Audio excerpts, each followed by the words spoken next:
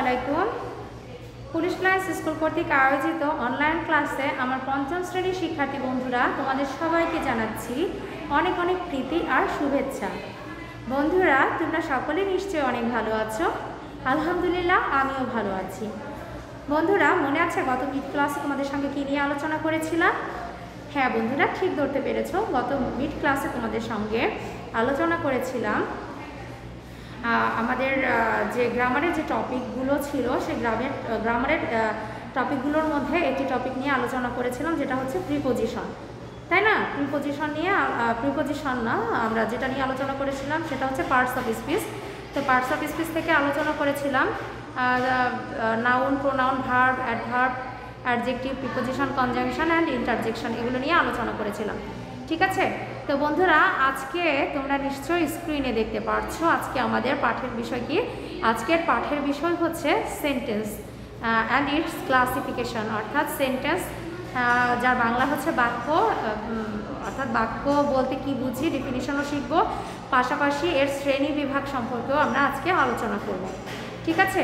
তো বন্ধুরা, পুরো ক্লাসটিতে তোমরা থাকবে আশা করি, এবং অবশ্যই ক্লাসটি খুব মনোযোগ সহকারে দেখবে, কারণ আজকের ক্লাসটি আমাদের জন্য খুব ইম্পর্টেন্ট। আমরা এই সেন্টেন্স দিয়ে কিন্তু আমাদের বিশেষ করে পঞ্চম শ্রেণীর যারা আছি আমাদের সেন্টেন্স টপিকটি খুব ভালোভাবে জানতে হবে, কারণ আমরা যখন বিশেষ করে আমাদের রিঅ্যারেঞ্জের ক্ষেত্রে, তারপরে ধরো আমরা যখন কি বলে আনসারিং দ্য কোয়েশ্চন করব, তখন আমাদের এগুলো খুব প্রয়োজন হবে। হ্যাঁ, আর তাছাড়া ইংলিশের জন্য তো অবশ্যই সেন্টেন্স ভালো করে জানতে হবে। আমাদের ইংলিশে দক্ষতা অর্জন বলো বা ইংলিশে ভালো করতে হলে অবশ্যই আমাদের সেন্টেন্স সম্পর্কে সঠিক জ্ঞান লাভ করতে হবে।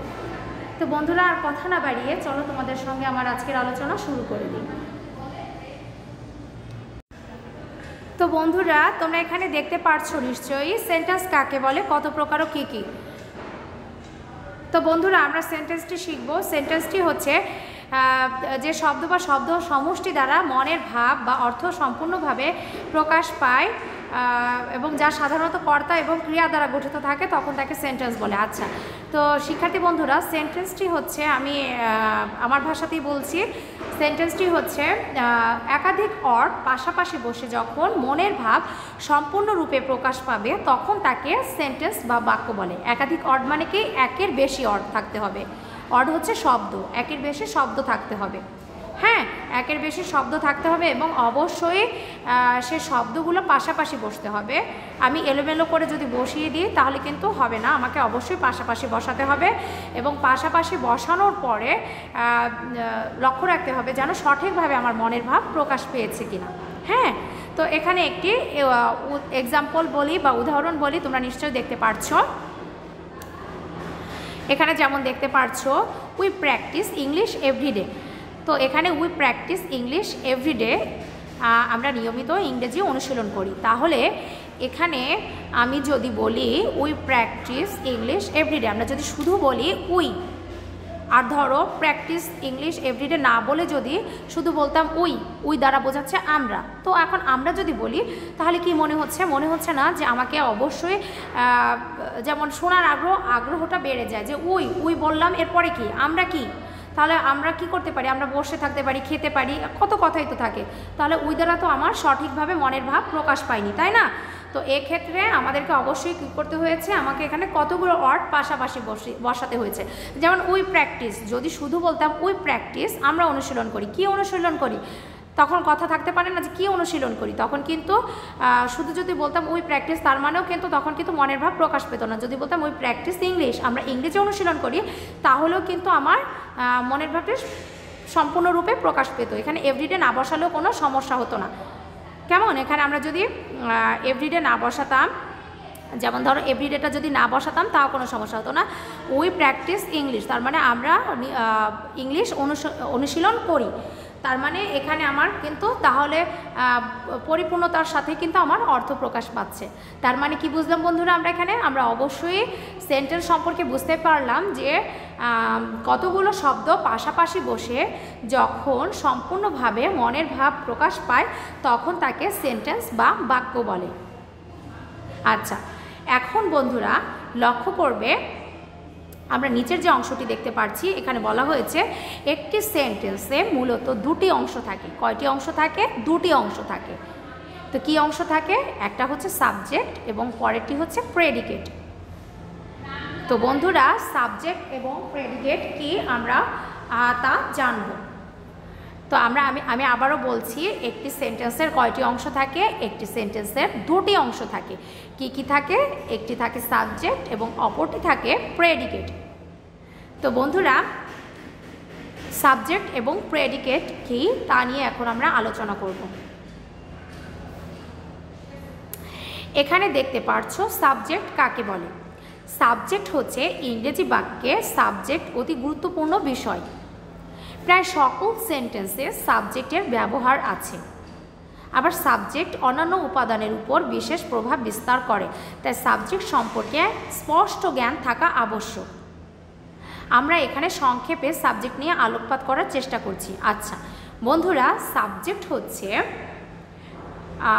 কর্তা। সাবজেক্টের বাংলা বলি কর্তা, অর্থাৎ যে ক্রিয়া সম্পাদন করে বা কাজ করে সেই হচ্ছে সাবজেক্ট। যে কাজ করে সেই হচ্ছে সাবজেক্ট। আচ্ছা বন্ধুরা, তোমাদের জন্য সাবজেক্ট নির্ণয় করাটা কিন্তু খুবই ইম্পর্টেন্ট, কারণ আমাদের আসলে সাবজেক্টটা জানা খুবই জরুরি। আর এক্ষেত্রে আমরা সাধারণত জানি যে প্রত্যেকটি সেন্টেন্স বা প্রত্যেকটি বাক্যে কিন্তু সাবজেক্ট থাকে।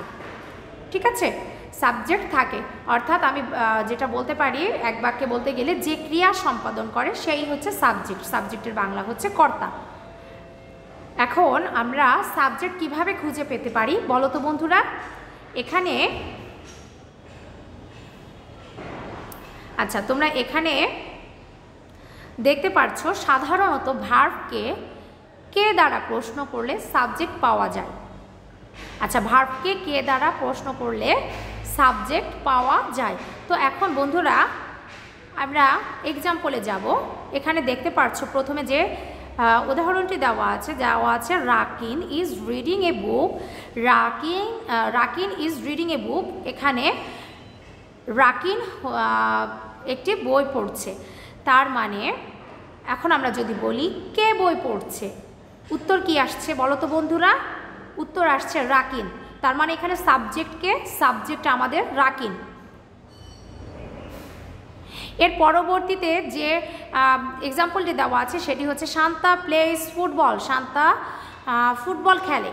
শান্তা ফুটবল খেলে। এখন আমরা যদি বলি কে ফুটবল খেলে, তার মানে উত্তরটি কি আসছে? শান্তা আসছে। তার মানে এই বাক্যটির সাবজেক্ট হচ্ছে শান্তা।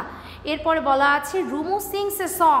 রুমু একটি গান গাচ্ছে। তার মানে এখানে এই বাক্যটিতে যদি বলি কে গান গায়, তার মানে কি আমি কিন্তু ভার্বকে কে দ্বারা প্রশ্ন করতেছি বা সেন্টেন্সকে আমি কে দ্বারা প্রশ্ন করতেছি। কে দ্বারা প্রশ্ন করলে যে উত্তরটি পাওয়া যাবে সেই হচ্ছে সাবজেক্ট। তার মানে এখানে রুমা গান গাচ্ছে। কে গান গাচ্ছে? রুমা গান গাচ্ছে। বাক্যটির মধ্যে হচ্ছে রুমা হচ্ছে আমার সাবজেক্ট। তো বন্ধুরা, আমি কি তোমাদেরকে বোঝাতে পেরেছি সাবজেক্ট কি? হ্যাঁ, সাবজেক্ট হচ্ছে যে ক্রিয়া সম্পাদন করে সেই হচ্ছে সাবজেক্ট। তো এখন আমরা শিখব প্রেডিকেটটা কি। What is predicate? ওকে, এখন তোমরা দেখতে পাচ্ছ প্রেডিকেট হচ্ছে যা সাবজেক্ট বা কর্তা সম্পর্কে বলা হয় বা বলে তা বা লিখে তাকে প্রেডিকেট বলা হয়। আচ্ছা, সাবজেক্ট বা কর্তা সম্পর্কে বা সাবজেক্ট সম্পর্কে সাবজেক্ট সম্পর্কে যা কিছু বলা হয় সেটি হচ্ছে প্রেডিকেট। হ্যাঁ, সাবজেক্ট সম্পর্কে যা বলি, যেমন সাবজেক্ট কি, সাবজেক্ট সম্পর্কে ধরো মনে করো যেমন আমি আমার কথা বলছি, যেমন আমি তোমাদেরকে পড়াচ্ছি। আমি কে? আমি তোমাদেরকে এমনই মিস। তার মানে এখানে সাবজেক্ট। এখন আমি আমার কথাই বলছি, আমি তোমাদেরকে পড়াচ্ছি। তার মানে আমি হচ্ছি সাবজেক্ট এবং আমি কি করছি? তোমাদেরকে পড়াচ্ছি। আমি যা করছি সেটাই হচ্ছে আমি কি করছি? তোমাদেরকে পড়াচ্ছি। তার মানে তোমাদেরকে পড়ানোটাই হচ্ছে আমার এই বাক্যটির প্রেডিকেট। ক্লিয়ার? প্রেডিকেটের বাংলা হচ্ছে বিধেয়। অর্থাৎ আমি আবারও বলছি, সাবজেক্ট বা কর্তা সম্পর্কে যা বলা হয় সেটি হচ্ছে প্রেডিকেট। আচ্ছা বন্ধুরা, এখানে এখানে কয়েকটি উদাহরণ দেওয়া আছে। তো আমরা প্রথম উদাহরণটি দেখব। প্রথম উদাহরণটিতে যেটি দেওয়া আছে I read in this school, I read in this school, আমি এই বিদ্যালয়ে পড়ি। তার মানে এই বাক্যটিতে কে পড়ে বলো তো বন্ধুরা? আমি পড়ি। তার মানে এখানে আই হচ্ছে সাবজেক্ট, এখানে আই হচ্ছে সাবজেক্ট, আর এখানে আই অর্থাৎ আই যা কিছু করে সেটাই হচ্ছে প্রেডিকেট। আই এখানে কি করছে? আই এখানে যেমন আই সম্পর্কে অর্থাৎ সাবজেক্ট সম্পর্কে বলা হয়েছে কি রিড ইন দিস স্কুল, তার মানে এই পুরো অংশটি কিন্তু হচ্ছে কি বলো তো? প্রেডিকেট। এই পুরো অংশটিতেই হচ্ছে প্রেডিকেট। এখন বন্ধুরা প্রেডিকেট অংশটিতে কি কি থাকে সেটা জানবো। প্রেডিকেট অংশটিতে সাধারণত ভার্ব থাকে, ভার্বের অংশটুকু ভার্ব প্লাস এক্সটেনশন বা বাকি অংশ নিয়েই হয় প্রেডিকেট। ভার্ব প্লাস, আচ্ছা প্রেডিকেট হতে হলে কি কি লাগে? ভার্ব থেকে বাকি অংশ। এখন দেখো এখানে রিড, এখানে রিডটা হচ্ছে ভার্ব, এখানে রিড হচ্ছে ভার্ব, এরপরে in this school, in this school, এখানে ইন দিস স্কুল যেটা সেটা হচ্ছে এই বিদ্যালয়ে পড়ি, তার মানে হচ্ছে বাকি অংশ, বাক্যটির বাকি অংশ বা এক্সটেনশন, এটাকে ইংলিশে বলা হয় extension. In this school, in this স্কুলটা হচ্ছে ইন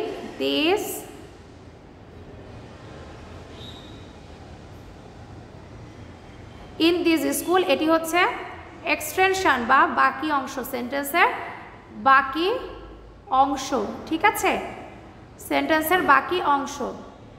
তার মানে বন্ধুরা একটা প্রেডিকেট হতে হলে কি কি অংশ থাকে প্রেডিকেটের মধ্যে? প্রেডিকেটের মধ্যে ভার্ব থেকে বাকি অংশটুকু নিয়ে প্রেডিকেট শুরু, ঠিক আছে?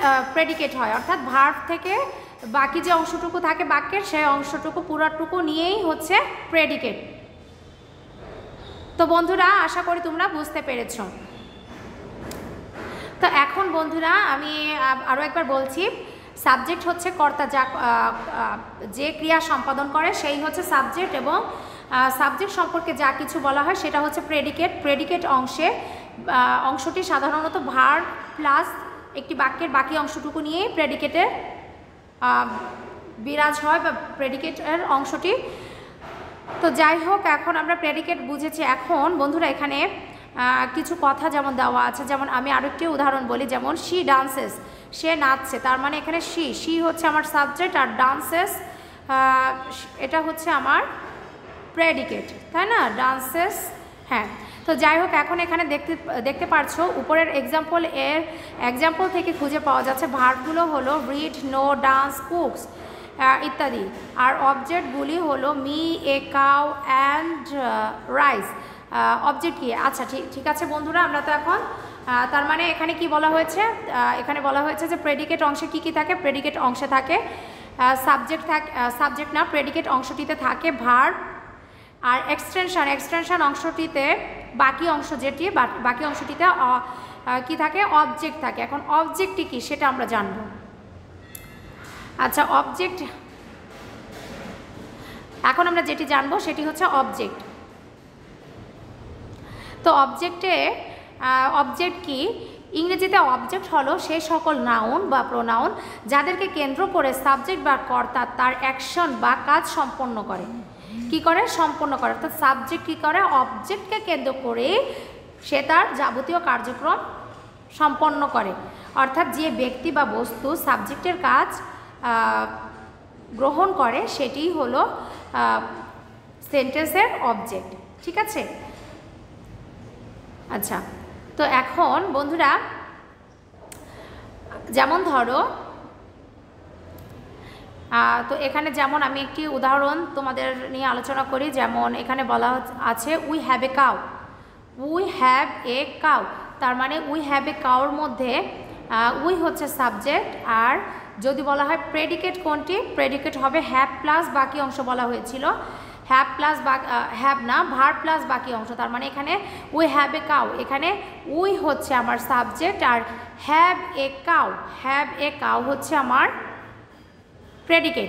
আর প্রেডিকেট অংশটিতে কি কি থাকে? প্রেডিকেট অংশটিতে থাকে হচ্ছে ভার্ব, অবজেক্ট এবং বাকি অংশ, ঠিক আছে? তো এখানে হ্যাভ এ কাউ, হ্যাভ হচ্ছে আমার ভার্ব, আর এখানে এ কাউটি হচ্ছে আমার অবজেক্ট, এ কাউটি হচ্ছে অবজেক্ট, ঠিক আছে বন্ধুরা? তার মানে এখানে ভার্ব থেকে এ কাউ পর্যন্ত হচ্ছে প্রেডিকেট, আর এখান থেকে যদি আমি আলাদা আলাদা করি তার মানে এখানে ভার্ব হচ্ছে হ্যাভ আর এ কাউ হচ্ছে আমার অবজেক্ট। তো বন্ধুরা আশা করি তোমরা এগুলো বুঝতে পেরেছো। এগুলো তোমাদের জন্য খুবই ইম্পর্ট্যান্ট, বিশেষ করে তোমাদের যখন আমরা ডব্লিউএস কোয়েশ্চেন করব তখন কিন্তু এগুলো তোমাদের ভালো করে জানতে হবে, কারণ ডব্লিউএস কোয়েশ্চেন করতে গেলে আমাদের সাবজেক্ট বেস থাকে, অবজেক্ট বেস থাকে, যখন আমাদেরকে তখন ওগুলো উপর ডিপেন্ড করে কিন্তু আমাদেরকে রুলসগুলো ফলো করতে হবে ডব্লিউএস কোয়েশ্চেনের জন্য, যার কারণে তোমাদের এগুলো খুবই ভালোভাবে জানতে হবে। তো যাই হোক বন্ধুরা, এখন আমরা কী নিয়ে আলোচনা করলাম, এতটুকু আমাদের আজকে যেমন যতটুকু অংশ নিয়ে আলোচনা করলাম, সেন্টেন্স কাকে বলে, এরপরে সেন্টেন্সের কয়টি অংশ থাকে, সেন্টেন্সের দুটি অংশ থাকে, অর্থাৎ সেন্টেন্সের পার্ট। তো সেন্টেন্সের পার্ট হচ্ছে দুইটি, যেটি হচ্ছে সাবজেক্ট এবং প্রেডিকেট। সাবজেক্ট কি, প্রেডিকেট কি, প্রেডিকেট অংশে কী কী থাকে সেগুলো নিয়ে আলোচনা করেছি। তো এগুলো তোমরা ভালো করে পড়বে। তো এখন আমরা পড়বো যেটি, সেটা হচ্ছে এখন যেটা আমরা পড়ব সেন্টেন্সের ক্লাসিফিকেশন নিয়ে আলোচনা করব। সেন্টেন্সের ক্লাসিফিকেশন অর্থাৎ সেন্টেন্স কত প্রকার এবং কি কি সেটা নিয়ে আলোচনা করব। এখানে তোমরা স্ক্রিনে দেখতে পাচ্ছ নিশ্চয়ই, এখানে 1 2 3 4 5 এখানে 5 প্রকারের সেন্টেন্সের কথা বলা হয়েছে। তার মানে আমরা কি জানি, সেন্টেন্স কত প্রকার, সেন্টেন্স হচ্ছে 5 প্রকার। সেন্টেন্স কত প্রকার, সেন্টেন্স 5 প্রকার। কি কি, প্রথম যেটি দেখতে পাচ্ছি, প্রথমটি হচ্ছে assertive sentence. Assertive sentence, assertive sentence এটি হচ্ছে বর্ণনামূলক বাক্য। আচ্ছা, যখন আমরা এগুলো সংজ্ঞা পড়ব বা এগুলো সম্পর্কে কিছুক্ষণ পর আমরা বিশদ আলোচনা করব। তো এখন আমরা আপাতত জেনে রাখি সেন্টেন্সগুলোর নাম। তো প্রথম যেটি দেখতে পাচ্ছি সেটি হচ্ছে অ্যাসার্টিভ সেন্টেন্স বা বর্ণনামূলক বাক্য। এরপর দেওয়া আছে ইন্টারোগেটিভ সেন্টেন্স, ইন্টারোগেটিভ সেন্টেন্স বা প্রশ্নবোধক বাক্য। এরপরে আছে ইম্পারেটিভ সেন্টেন্স বা অনুজ্ঞাসূচক বাক্য। এরপরে দেওয়া আছে অপটেটিভ সেন্টেন্স, প্রার্থনাসূচক বাক্য। এরপরে সবশেষে যেটি দেওয়া আছে এক্সক্লামেটরি সেন্টেন্স বা বিস্ময়সূচক বাক্য। তার মানে বন্ধুরা আমরা কত প্রকার সেন্টেন্স সম্পর্কে জানতে পারলাম আজকে, আমরা 5 প্রকার সেন্টেন্সের নাম জেনেছি। তো এখন আমরা এই 5 প্রকার সেন্টেন্স কি কি সে সম্পর্কে অর্থাৎ সেগুলো সংজ্ঞা জানব, পাশাপাশি সেগুলো কিভাবে গঠন হয়েছে সে সেন্টেন্সগুলোর সেগুলো সম্পর্কেও জানব। ঠিক আছে,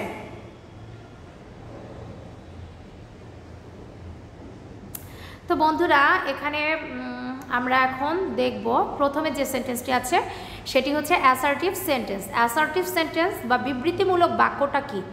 অ্যাসার্টিভ সেন্টেন্সের বাংলা হচ্ছে বিবৃতিমূলক বাক্য। বিবৃতি মানে হচ্ছে বর্ণনামূলক বাক্য। হ্যাঁ, অর্থাৎ আমরা বলতে পারি, সংজ্ঞাটি বলতে পারি এভাবে, যে সেন্টেন্স দ্বারা কোনো বিবৃতি বা বর্ণনা প্রকাশ পায় তখন তাকে, যে সেন্টেন্স দ্বারা কোনো বিবৃতি বা কোনো বর্ণনা প্রকাশ পায় তখন তাকে অ্যাসার্টিভ সেন্টেন্স বলে। হ্যাঁ, আমি যেমন অ্যাসার্টিভ সেন্টেন্সটা হচ্ছে যে কোনো বিষয়ে কোনো বর্ণনা দিচ্ছি বা কোনো বিবৃতি প্রকাশ করা হচ্ছে, সেটাই হচ্ছে অ্যাসার্টিভ সেন্টেন্স। তো এক্ষেত্রে অ্যাসার্টিভ সেন্টেন্সটা আমরা সাধারণত বিবৃতি বর্ণনা করি কি, বর্ণনা আমরা যেমন বলতে পারি, ধরো বললাম রহিম ভালো ছেলে, রহিম ভালো ছেলে। আবার বলতে পারি রহিম ভালো ছেলে না। তার মানে আমি এখানে বর্ণনা কয়ভাবে দিতে পারছি বলো তো? বর্ণনা আমি 2 ভাবে দিচ্ছি। একটা বলছে রহিম ভালো ছেলে, ভালো যেটা বলছি এটা কি হাবোধক বাক্য, তাই না? আর আবার বলছি রহিম ভালো ছেলে না। না কথাটি দ্বারা এখানে কি বোঝাচ্ছে? না বোধক অর্থে বাক্যটি প্রকাশ পেয়েছে। তার মানে এখানে বাক্যকে আমরা এই অ্যাসার্টিভ বা আমি কয়ভাবে এখানে বিবৃতি করছি? 2 ভাবে। একটা হচ্ছে পজিটিভলি করেছি, আরেকটি নেগেটিভলি করেছি। তার মানে পজিটিভ বা নেগেটিভ দুটিই কিন্তু অ্যাসার্টিভ সেন্টেন্স। আমি কি বোঝাতে পারছি বন্ধুরা তোমাদেরকে? হ্যাঁ, আমি আবারও বলছি, অ্যাসার্টিভ সেন্টেন্সটি হচ্ছে পজিটিভও হতে পারে আবার নেগেটিভও হতে পারে।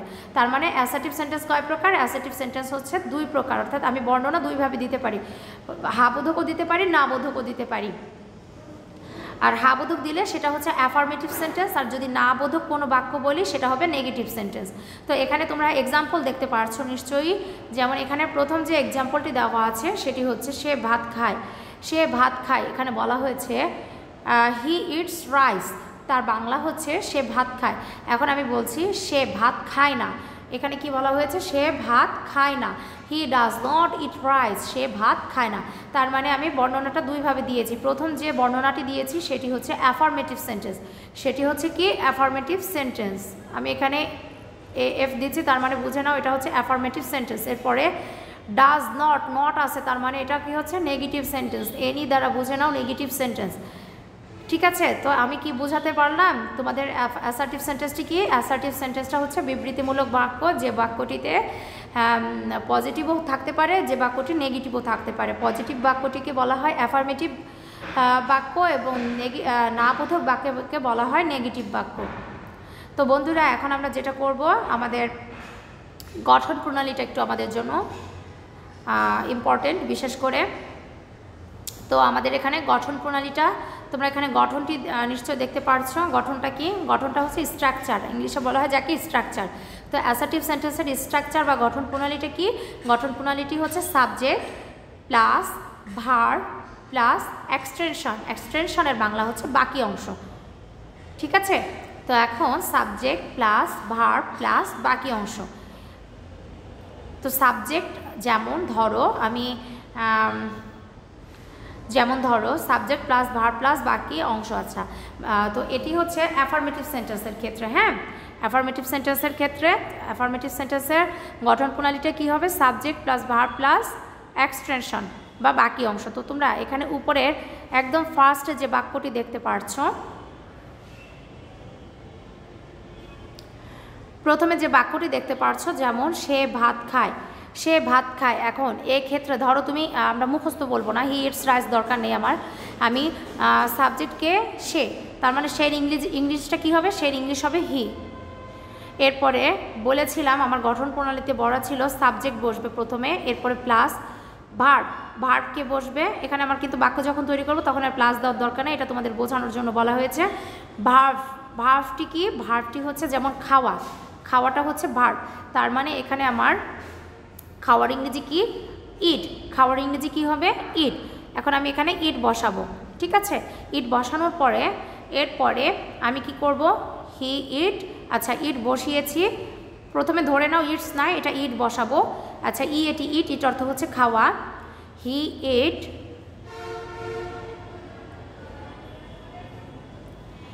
প্রথমে সাবজেক্ট বসালাম হি, এরপরে ভার্ব বসাবো।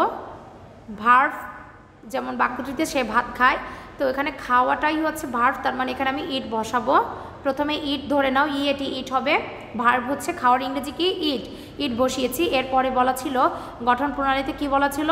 সাবজেক্ট বসবে ভার্ব বসবে, তো আমি সাবজেক্টও বসিয়েছি ভার্বও বসিয়েছি। এরপরে এক্সটেনশন বসবে। আচ্ছা, এক্সটেনশনটা কি? বাকি অংশ, অর্থাৎ অবজেক্ট বা এক্সটেনশন। তাহলে কি খায়? এখানে ভাত খায়, কি খাচ্ছে? ভাত। তাহলে এই ভাতটাই হচ্ছে আমার অবজেক্ট অথবা এক্সটেনশন, তার মানে ভাতের ইংলিশটি কি? রাইস, আমি রাইস বসিয়েছি। তার মানে আমার এখানে স্ট্রাকচার অনুযায়ী আমি বসানোর চেষ্টা করেছি। কি বসিয়েছি? হি ইট রাইস। এখন শিক্ষার্থী বন্ধুরা, তোমাদের প্রশ্ন থাকতে পারে যে এখানে কেন ইটস হলো? আপনি বলছেন ইট আর এখানে দেওয়া আছে ইটস। হ্যাঁ বন্ধুরা, তোমাদের সঙ্গে কিন্তু আমি মিড ক্লাসে এটা নিয়ে আলোচনা করেছি। আমার যদি সাবজেক্ট যদি থার্ড পারসন সিঙ্গুলার নাম্বার হয়, সেক্ষেত্রে ভার্বের শেষে একটা এস অথবা ইএস যুক্ত করতে হবে। তো এখানে হিটা কোন সাবজেক্ট বলো তো? হিটা কোন পারসন? হিটা হচ্ছে থার্ড পারসন, হিটা হচ্ছে আমার থার্ড পারসন। বলেছিলাম না যে আমি তুমি ছাড়া ভবে আছে যারা থার্ড পারসন তারা, তার মানে ভবে যা আছে সব কিছুই থার্ড পারসন, তার মানে এখানে হিটাই হচ্ছে থার্ড পারসন। আর হি কয়জন? একজন, তার মানে এটা সিঙ্গুলার নাম্বার। তাহলে কি হয়? থার্ড পারসন সিঙ্গুলার নাম্বার থাকলে ভার্বের শেষে, ভার্ব হচ্ছে ইট, ভার্বের শেষে একটা এস অথবা একটা ইএস যুক্ত করতে হবে, তার মানে ইটের শেষে একটা এস যুক্ত করবো, তাহলে কি হলো? He eats rice. ওকে, আশা করি শিক্ষার্থীরা বুঝতে পেরেছো। তো এটা হচ্ছে পজিটিভ অ্যাসার্টিভের মধ্যে যে বাক্যটি পজিটিভ তার গঠন প্রণালী। এখন শিখবো নেগেটিভটার গঠন প্রণালী কি। তোমরা এখানে নেগেটিভের গঠন প্রণালীটা একটু দেখে নাও। আসলে নেগেটিভ আর অ্যাফার্মেটিভের গঠন প্রণালী প্রায় কাছাকাছি। দেখো এখানে বলা হয়েছে অ্যাফার্মেটিভের গঠন প্রণালী সাবজেক্ট ভার্ব এক্সটেনশন, আর এখানেও ঠিক তাই আছে, সাবজেক্ট ভার্ব এক্সটেনশন। তবে এক্সটেনশনের আগে কি বসবে? একটা নট বসবে। নেগেটিভ মানে হচ্ছে না বোধক বাক্য, তাহলে না বোধক বাক্যে কি হয়? নো বা নট বসে, তাই না? তাহলে এখানে কি হবে? নেগেটিভ বাক্যের গঠন প্রণালীটা কি হবে? সাবজেক্ট প্লাস ভার্ব, এরপরে একটা নট বসাবো, এরপরে এক্সটেনশন বসবে। আমি আবারও বলছি, subject plus verb plus not plus extension. তো এখানে একটা উদাহরণ দেওয়া আছে, উদাহরণটি দেখলে তোমরা আরও ক্লিয়ার হবে। যেমন দেওয়া আছে, she is not well today. She is not well today, আজ সে সুস্থ নয়, আজ সে সুস্থ নয়। তার মানে এখানে আমরা সাবজেক্ট কাকে বসিয়েছি? সাবজেক্ট হচ্ছে শি। এরপরে বলা হয়েছিল ভার্ব বসবে, এখানে ভার্ব হচ্ছে ইজ, ভার্ব বসবে ইজ। এরপরে বলা ছিল, যেমন বলা আছে নট হবে, আমার স্ট্রাকচারে বলেছিল ভার্বের পরে নট বসবে, আমি এখানে নট বসিয়েছি ভার্বের পরে। এরপরে ওয়েল টুডে, বাকি অংশটা, বাক্যটির বাকি অংশ হচ্ছে ওয়েল টুডে বা extension well today. She is not, সে আজকে সুস্থ নয়, সে আজ, she is not well today, সে আজ সুস্থ নয়। তো শিক্ষার্থী বন্ধুরা, আশা করি তোমরা পজিটিভ অর্থাৎ অ্যাফার্মেটিভ এবং নেগেটিভ সেন্টেন্সের গঠন প্রণালী সম্পর্কে ধারণা পেয়েছ। তো বন্ধুরা, অবশ্যই এই স্ট্রাকচার অনুযায়ী তোমরা সেন্টেন্স তৈরি করবে। তো এর পরবর্তীতে যেটি দেওয়া আছে আমরা সেটি একটু দেখব। এর পরবর্তীতে যে সেন্টেন্সটি আছে সেটি হচ্ছে, হ্যাঁ এখানে কি দেখতে পাচ্ছ বলো তো বন্ধুরা? এখানে অনেক কথা বলা আছে, যেমন ধরো বাক্যে কে, কোথায়, কেন, কোনটি, কেমন ইত্যাদি প্রশ্নবোধক শব্দ থাকলে ইংরেজি সেন্টেন্সে হু, হোয়ার, হয়, হুইচ, হাউ, হোয়েন ইত্যাদি ওয়ার্ডগুলো অর্থ অনুযায়ী বসবে। এ অর্থগুলোকে ডব্লিউএইচ ওয়ার্ড বলে, কারণ প্রত্যেকটি ওয়ার্ড এই ডব্লিউএইচ আছে। ডব্লিউএইচ ওয়ার্ড সবসময় সেন্টেন্স বা ক্লাস এর শুরুতে বসে, তবে ডব্লিউএইচ ওয়ার্ড থাকুক বা না থাকুক, ইন্টারগেটিভের মূল সিগন্যাল হচ্ছে সাবজেক্টের পূর্বে একটি অক্সিলারি ভার্ব। এরপরে বলা আছে সাবজেক্টের পূর্বে অক্সিলারি ভার্ব না থাকলে তা ইন্টারগেটিভ সেন্টেন্স হবে না। আচ্ছা বন্ধুরা, আমি তোমাদেরকে একটু সহজ ভাষায় বলি। সহজ ভাষা হচ্ছে, ইন্টারগেটিভ সেন্টেন্সটি হচ্ছে প্রশ্নবোধক বাক্য। প্রশ্নবোধক বাক্যটি আমরা দুইভাবে করতে পারি। কিভাবে করতে পারি? দুইভাবে। যেমন আমি বলতে পারি, তোমার নাম কি? তোমার নাম কি? তাহলে বলতে পারি তোমার নাম কি, তাহলে তোমার নাম কি যদি বলি, হোয়াট ইজ ইয়োর নেম, তার মানে বাক্যের প্রথমে কি এসেছে? বাক্যের প্রথমে এসেছে হোয়াট। তার মানে এখানে ডব্লিউ অথবা এইচ মূলক অর্ডগুলো যদি আগে আসে, সেখানে কি হয়? প্রশ্নবোধক বাক্য হয়।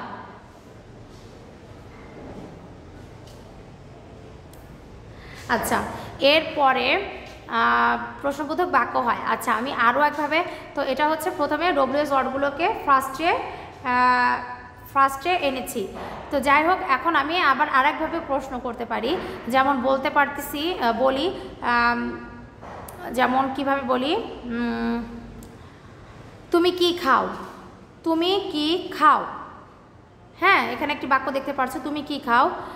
তো এখানে কি করেছি আমি? এখানে ডু দিয়ে প্রশ্ন করেছি। হ্যাঁ, ডু ইউ ইট, তুমি কি খাও? তুমি কি খাও বলা হচ্ছে। এখন এখানে তুমি কি খাও, তার মানে উত্তরটি আসবে কি? হ্যাঁ অথবা না। হ্যাঁ অথবা না যদি আসে, সেক্ষেত্রে আমরা যদি হ্যাঁ বা উত্তর যদি হ্যাঁ বা না আসে, সেক্ষেত্রে আমরা যে প্রশ্নটি করে থাকি সেটা হচ্ছে আমরা অক্সিলারি ভার্বকে প্রথমে নিয়ে এসি। তোমাদেরকে কিন্তু আমি এর আগে অক্সিলারি ভার্ব সম্পর্কে আলোচনা করেছিলাম তোমাদের সঙ্গে। অক্সিলারি ভার্বগুলো কোনগুলো? Am, is, are, was, were, have, has, had, do, did, does ইত্যাদি, তাই না? তো এগুলোকে বাক্যের প্রথমে নিয়ে এসেছিলাম। বাক্যের প্রথমে যদি নিয়ে এসে অক্সিলারি ভার্বকে, সেক্ষেত্রেও কিন্তু প্রশ্নবোধক বাক্য হয়। আমরা সাধারণত যে ডব্লিউএস ওয়ার্ডগুলো বাক্যের প্রথমে এনে যদি করি, সেক্ষেত্রেও ডব্লিউএস।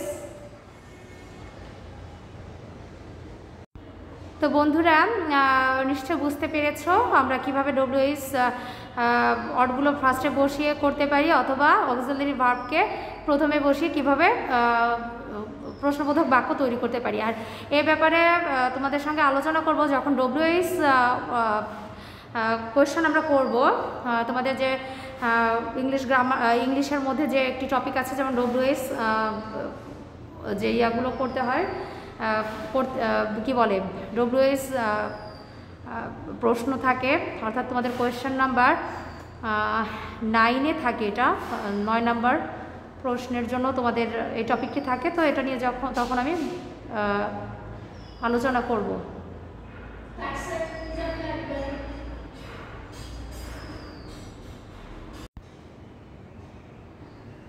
তো বন্ধুরা এখন যেটা শিখবো সেটা হচ্ছে ইম্পারেটিভ সেন্টেন্স।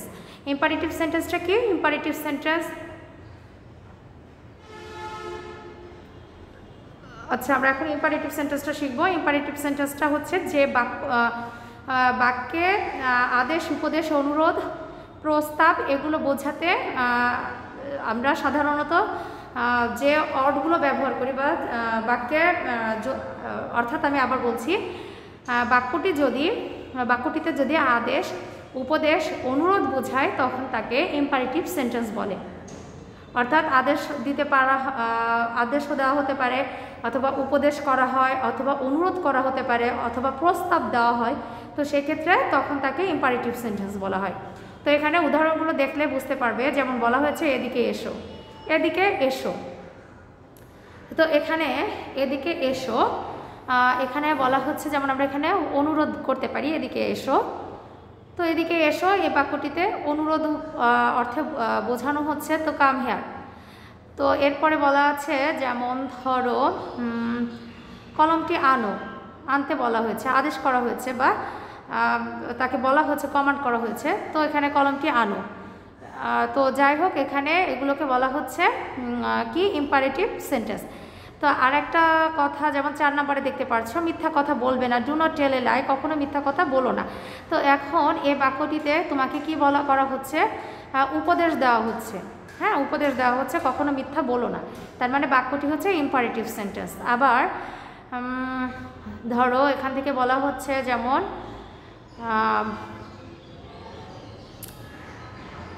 আচ্ছা, তো এখানে যেমন বলা হচ্ছে যেমন আমাকে ফোন করার চেষ্টা করবে না, এখানে তার মানে হচ্ছে এখানে বাক্যটিতে উপদেশ করা হয়েছে আমাকে কখনো ফোন করবে না, অর্ডার করা হচ্ছে, অর্ডার, হ্যাঁ।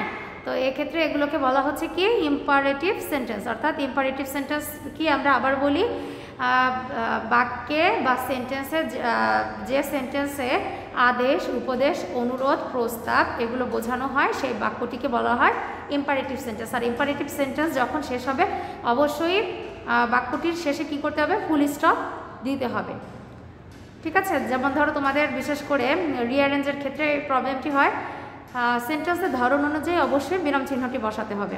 যেমন অ্যাসার্টিভ সেন্টেন্স, ইম্পারেটিভ সেন্টেন্স, এরপরে অবজেক্টিভ সেন্টেন্স, এই সেন্টেন্সগুলোর শেষে অবশ্যই ফুল স্টপ দিতে হবে। আর যদি বলা হয় ইন্টারোগেটিভ সেন্টেন্স, ইন্টারোগেটিভ সেন্টেন্সের শেষে অবশ্যই প্রশ্নবোধক মার্ক দিতে হবে, ওকে।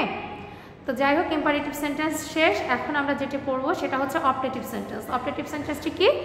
অবজেক্টিভ সেন্টেন্সটি হচ্ছে ইচ্ছা বা প্রার্থনামূলক বাক্য। অবজেক্টিভ সেন্টেন্সটি হচ্ছে ইচ্ছা অথবা প্রার্থনামূলক বাক্য। তো এখন আমরা সংজ্ঞাটি দেখি, সংজ্ঞাটি কি আছে? সংজ্ঞাটি আছে, তো সংজ্ঞাটিতে বলা হচ্ছে যে সেন্টেন্স দ্বারা কোনো ইচ্ছা অথবা প্রার্থনা বোঝায় তখন তাকে অবজেক্টিভ সেন্টেন্স বলে। কি বললাম? যে সেন্টেন্সটিতে কোনো ইচ্ছা অথবা কোনো প্রার্থনা বোঝায় তখন তাকে অবজেক্টিভ সেন্টেন্স বলে। তো বন্ধুরা, তো এখানে আচ্ছা এখানে অর্থাৎ দিয়ে একটা কথা দেওয়া আছে যেটা একটু আমরা দেখে নিব। সেটি হচ্ছে যে সকল কাজ মানুষের করার ক্ষমতার বাহিরে সে সকল কাজ কাউকে করতে বলা যায় না, সেক্ষেত্রে আমরা কেবল ইচ্ছা প্রকাশ করতে পারি বা প্রার্থনা করতে পারি, এ ধরনের সেন্টেন্সকে বলা হয় অবজেক্টিভ সেন্টেন্স। এখন আমি এক্সাম্পলটি যখন দিব তোমরা আরও বেশি ক্লিয়ার হবে। তো এখানে একটা এক্সাম্পল দেওয়া আছে, may you live long. May you live long অর্থ হচ্ছে তুমি দীর্ঘজীবী হও। তো এখানে অবশ্যই প্রার্থনা করা হয়েছে, বাক্যটি কি? প্রার্থনামূলক বাক্য। আর যখনই প্রার্থনামূলক বাক্য হবে তখন সেক্ষেত্রে কি হয়? সেক্ষেত্রে তখন তাকে কোন সেন্টেন্সটি বলা হয়? তখন তাকে অবজেক্টিভ সেন্টেন্স বলে। কেমন? তো অবজেক্টিভ সেন্টেন্সের শুরুতে সাধারণত মে থাকে, মে মডাল ভার্বটি থাকে, MAY মে থাকে। মে যেমন আগে দেখতে পাচ্ছ you live long, you live long এর পূর্বে মে থাকছে, মে মডাল ভার্বটি বসেছে, তার মানে এখানে অবজেক্টিভ সেন্টেন্স। তো এখন আমরা গঠন প্রণালীটা একটু পড়বো। স্ট্রাকচারটা কি? অবজেক্টিভ সেন্টেন্সের স্ট্রাকচার হচ্ছে may plus subject plus verb যোগ এক্সটেনশন, অর্থাৎ সেন্টেন্সের আমরা যে অ্যাফার্মেটিভ সেন্টেন্সের যে স্ট্রাকচারটি করেছিলাম subject plus verb plus extension, সেইটার সাথে মিল রেখে শুধু পূর্বে আমরা মেয়ে বসাবো, ঠিক আছে? অর্থাৎ অ্যাফার্মেটিভ সেন্টেন্সের পূর্বে কি বসবে? মেয়ে বসবে। তো এখানে দেখো আরও কিছু এক্সাম্পল দেওয়া আছে, যেমন may you live long, may আল্লাহ bless you, wish you all the best, long live Bangladesh. তো যাই হোক, এগুলো সবগুলোই কি প্রার্থনামূলক বাক্য। তো বন্ধুরা, প্রার্থনামূলক বাক্য যখনই শেষ হবে তখন অবশ্যই বাক্যের শেষে ফুল স্টপ দিবে তোমরা, ঠিক আছে? আচ্ছা, তো সর্বশেষ যে সেন্টেন্সটি আছে আমরা সেটা দেখব। সর্বশেষ সেন্টেন্সটি হচ্ছে এক্সক্লেমেটরি সেন্টেন্স, বিস্ময়সূচক বাক্য। আচ্ছা, বিস্ময়সূচক বাক্য কি? মনে করো আমি যদি বলি আমরা ইয়াহু আমরা খেলায় জিতেছি, বা বলতে পারি ইংলিশে যদি বলি হুরে উই হ্যাভ উন দ্য ম্যাচ। হ্যাঁ, তো আমরা যদি এভাবে বলি তার মানে কি বোঝাচ্ছে? আমার উচ্ছ্বাস, আনন্দ বা উচ্ছ্বাস প্রকাশ পেয়েছে, ঠিক আছে? আবার আমার যেমন বলতে পারি হায় হায় আমার সর্বনাশ হয়েছে, তো এটা দ্বারা কি বোঝাচ্ছে? আমার দুঃখ প্রকাশ পেয়েছে। আমি যে কথা দুটি বললাম, যে উদাহরণটি দিয়েছি, দুটি উদাহরণে একটিতে আমার আনন্দ বা উচ্ছ্বাস প্রকাশ পেয়েছে, অপরটিতে আমার দুঃখ প্রকাশ পেয়েছে। তার মানে এই দুটো বাক্যই কিন্তু এক্সক্লেমেটরি সেন্টেন্স। এখন এক্সক্লেমেটরি সেন্টেন্সের সংজ্ঞাটি হবে যে সেন্টেন্সে মনের আবেগ অনুভূতি সূচক বাক্য প্রকাশ পায় তখন তাকে এক্সক্লেমেটরি সেন্টেন্স বলে। কি বললাম? বাক্যে যদি আবেগ অনুভূতি বা দুঃখ প্রকাশ পায়, আবেগ, আচ্ছা আবেগ বলতে কি? আবেগ সেটা কি হতে পারে? আনন্দ, দুঃখ প্রকাশ পেলে তখন তাকে এক্সক্লেমেটরি সেন্টেন্স বলে। তো বন্ধুরা, এখান থেকে আমরা একটু উদাহরণে যাব। তো আমরা উদাহরণে যাওয়ার পূর্বে আমরা এখানে উদাহরণে যেমন বলা আছে আলাস হি ইজ ডেড, হাই হাই সে মারা গিয়েছে। তার মানে এখানে কি বোঝানো হচ্ছে? বাক্যটি দ্বারা দুঃখ প্রকাশ পেয়েছে। তার মানে এই বাক্যটি আমার কোন সেন্টেন্স? Exclamatory sentence. আর এক্সক্লেমেটরি সেন্টেন্স, আচ্ছা এক্সক্লেমেটরি সেন্টেন্সের এখানে আমরা নিচের কিছু কথা দেওয়া আছে, আমরা কথাগুলো একটু পড়বো। এক্সক্লেমেটরি সেন্টেন্সের শুরুতে আবেগসূচক ওয়ার্ড অর্থাৎ একটা ইন্টারজেকশন বসবে। যখন তোমাদেরকে পার্টস অফ স্পিচ করিয়েছিলাম তখন তোমরা ইন্টারজেকশন কি সে সম্পর্কে ধারণা পেয়েছো। তো এখানে যেহেতু ভিডিওটি অনেক বড়, আমি আর অনেক বড় হয়ে যাচ্ছে, আমি আর এখন আর প্রিপোজিশন নিয়ে আলোচনা করব না। তো এখন দেখো বন্ধুরা, এখানে যেমন উপরের সেন্টেন্সটিতে অ্যালাস শব্দটি ইন্টারজেকশন বাদ দিলে হি ইজ ডাইড, এটা হচ্ছে অ্যাসার্টিভ সেন্টেন্স। তার মানে অ্যাসার্টিভ সেন্টেন্সের পূর্বে কি বসছে? অ্যালাস, অথবা এখানে কি বসতে পারে? হুররে। অর্থাৎ অ্যাসার্টিভ সেন্টেন্সের পূর্বে আনন্দ বোঝালে আমরা আনন্দ বোঝালে হুররে ইয়াহু ব্যবহার করব। আর অ্যাসার্টিভ সেন্টেন্সের পূর্বে যদি আমরা অ্যালাস বসাই তাহলে অ্যালাস শব্দটি দ্বারা কি বোঝাচ্ছে? দুঃখ বোঝানো হচ্ছে। অর্থাৎ অ্যাফার্মেটিভ সেন্টেন্সের অ্যাসার্টিভ সেন্টেন্সের পূর্বে এই ইন্টারজেকশন বসে সাধারণত কোন সেন্টেন্স তৈরি করে? এক্সক্লেমেটরি সেন্টেন্স তৈরি করে, ঠিক আছে? এছাড়াও হট এবং হাউ এই অর্ড দুটিও কিন্তু এক্সক্লেমেটরি সেন্টেন্সে ব্যবহৃত হয়। যেমন বলা হচ্ছে what a nice bird it is, what a nice bird it is, তার মানে কি সুন্দর পাখি, কি সুন্দর পাখি। আবার বলতে পারি how nice the bird is, পাখিটি কি সুন্দর, তাই না? তো যাই হোক, আমরা এগুলোকে কি বলতে পারি? এগুলোকে আমরা এক্সক্লেমেটরি সেন্টেন্স বলি। আর এক্সক্লেমেটরি সেন্টেন্স দ্বারা যখন বাক্যটি আমরা শেষ করবো, অর্থাৎ এক্সক্লেমেটরি সেন্টেন্স বা বিস্ময়সূচক বাক্য যখন শেষ হবে, অবশ্যই সেন্টেন্স শেষ হওয়ার পূর্বে বিস্ময়সূচক চিহ্ন দিতে হবে। এই যে চিহ্নটি দেখতে পাচ্ছি আমরা, এই চিহ্নটিকে বলা হয় বিস্ময়সূচক বা এক্সক্লেমেটরি মার্ক। ওকে, তো বন্ধুরা আজকে আমরা কি নিয়ে আলোচনা করলাম? আজকে আমরা সেন্টেন্স নিয়ে আলোচনা করলাম। সেন্টেন্স কাকে বলে, সেন্টেন্স কত প্রকার ও কী কী, তারপরে প্রত্যেকটি সেন্টেন্সের সংজ্ঞা প্লাস গঠন প্রণালী শিখেছি। এরপরে সেন্টেন্সের যে পার্টগুলো থাকে অর্থাৎ সাবজেক্ট অ্যান্ড প্রেডিকেট, সেগুলো নিয়েও আলোচনা করেছি। তো আজকের ক্লাসটি তোমরা বন্ধুরা খুব মনোযোগ সহকারে দেখবে। তোমাদের যদি বুঝতে সমস্যা হয়, তোমরা ক্লাসটি হয়তো বা একবারে দেখলে নাও বুঝতে পারো, তোমরা একাধিকবার ক্লাসটি দেখবে, কেমন? তো বন্ধুরা